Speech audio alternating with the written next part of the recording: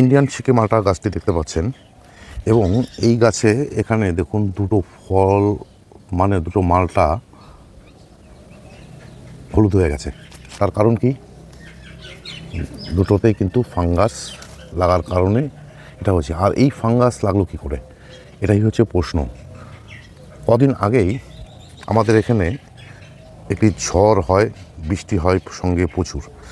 এই সেকশানে যতগুলো গাছ ছিল, মানে এই যে এই গাছটি, এই গাছটি, এই গাছটি এবং এই গাছটি ঝড়ে উল্টে পড়ে যায় এবং উল্টে পড়ে যাওয়ার কারণে এই যে ফলগুলো এই পাকার মধ্যে থেতলে যায়। আর এই থেতলে যাওয়ার কারণেই কিন্তু গাছটির যে ফল সে সমস্ত কিন্তু সব ফাঙ্গাস লাগে, মানে থেতলে যাওয়ার কারণে, এবং ফলগুলো হলুদ হয়ে যায়। সুতরাং এই ঝড় বৃষ্টির দিনে গাছকে বেঁধে রাখা, মানে যে সমস্ত গাছ ঝড়ে উল্টে পড়ে যাওয়ার সম্ভাবনা থাকে তাদেরকে কিন্তু বেঁধে রাখতে হয়।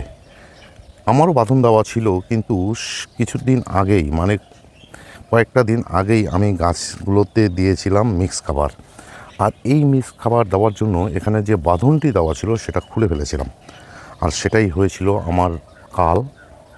আর যার জন্য এই গাছটি উল্টে পড়ে ঝড়ে এবং এই যে মালটাগুলো নষ্ট হয়ে যায়। আর এটাই ছিল একটি ভিডিও, কেন এই লেবুগুলো এরকম হচ্ছে। ভিডিওটি ভালো লেগে থাকলে একটি লাইক দেবেন, কমেন্ট করবেন। আর এ ধরনের নিত্য নতুন টিপস বা নিত্য নতুন কিছু জানতে চাইলে আমার চ্যানেলটিকে সাবস্ক্রাইব করে নেবেন। ধন্যবাদ।